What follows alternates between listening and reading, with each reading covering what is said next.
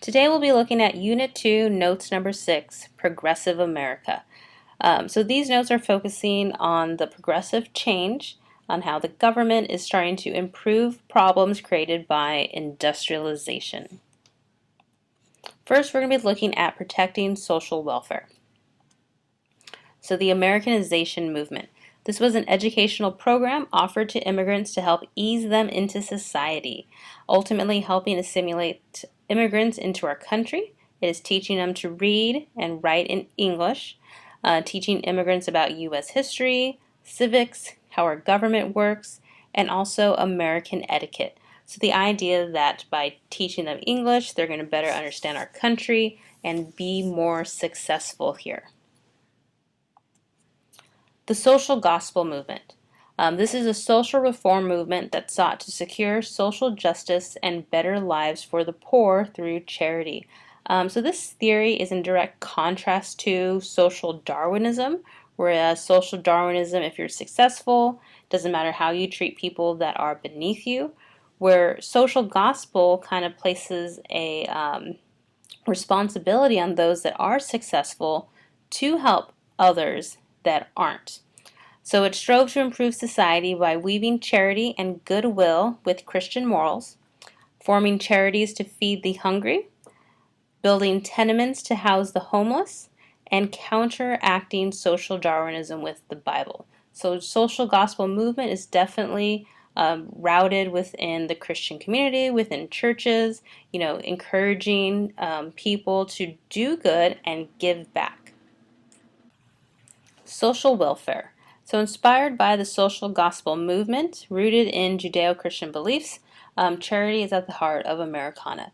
So during this time, we see organizations like the YMCA and the Salvation Army emerging.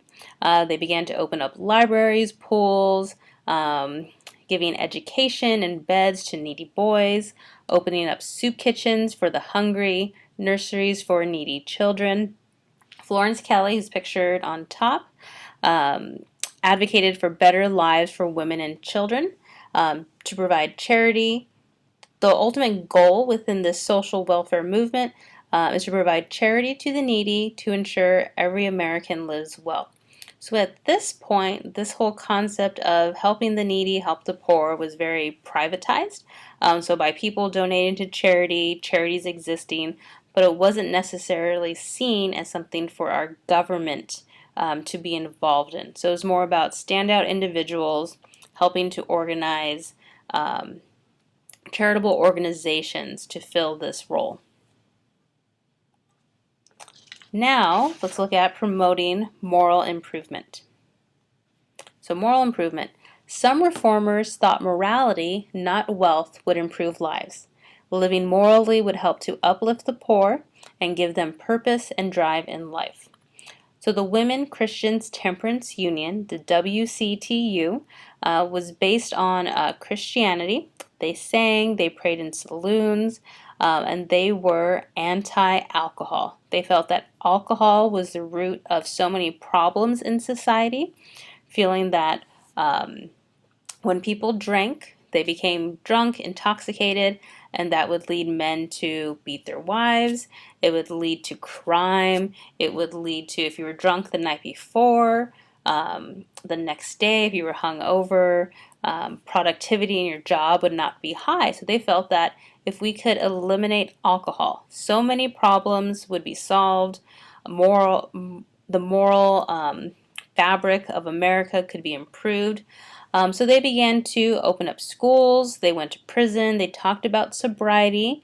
They wanted to kind of eliminate bars. They tried to get laws passed to make communities dry communities where alcohol was not allowed. And it gave a lot of credibility to the women's suffrage movement, where women wanted to earn the right to vote. Because women were so active within this temperance movement. So Carrie Nation, she's pictured here with her hatchet. She was known for taking her hatchets to bottles and saloons and breaking them, spilling alcohol to try to eliminate it. And so this temperance movement really pushed for the elimination of alcohol.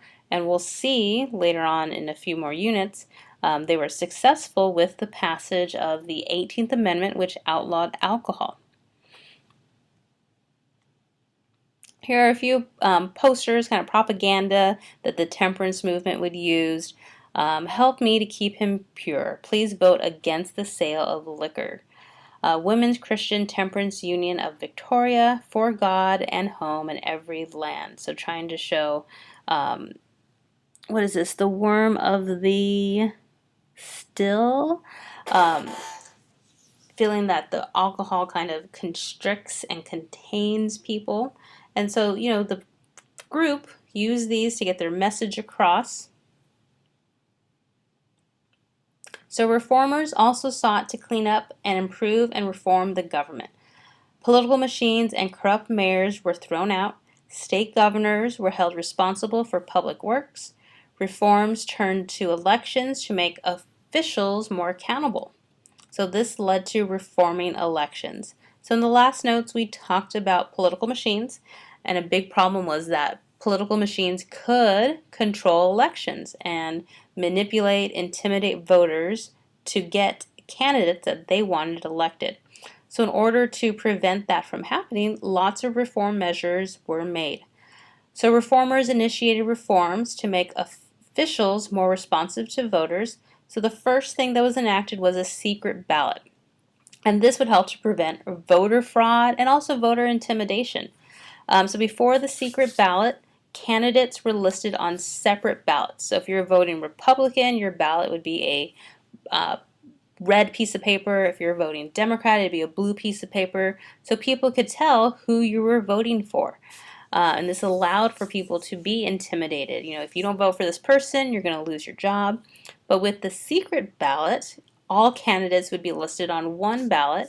And you see in the picture here, the guy's in the little booth. And so you would vote, and only you would know who you were voting for. So this really helped to diminish the power of political machines. If they could not, they could still tell people who to vote for, but they really couldn't know if they followed through or not. Initiative. This allowed voters to directly write a bill and put it on a ballot for passage. So if people feel that there should be something looked into, that can be updated. Referendum. Voters could vote on a ballot initiative. So it allowed voters to have a say-so in whether or not these initiatives were passed or not passed. And then recall. Voters can remove officials from office early, or call an election. So if they feel that their city council member, their mayor is corrupt, it gave voters the power to remove them from office. Lastly, we'll talk about the 17th Amendment. This was passed in 1912, and it changed the Constitution to allow the direct election of U.S. senators. So prior to this, state senators, our senators that went to Washington, D.C., were elected by our state legislatures. People are state senators that were in Sacramento. So you really had a small group of people then selecting somebody. It wasn't very representative of, the constituents, of the people, and it allowed for people to select, their friends or someone they thought would be good, but maybe not someone who had good ideas. So with the 17th Amendment, people, the voters, now elect senators because they represent us. So that's the end of the notes. You want to make sure you write your summary. One thing you want to take note of, both for notes number 5 and this set of notes, is kind of what problems happened that then led to these progressive reforms. We see political machines had corruption leading to all of these election reforms. So you kind of want to look at it in a cause and effect kind of way. Hopefully that will help you to understand it better.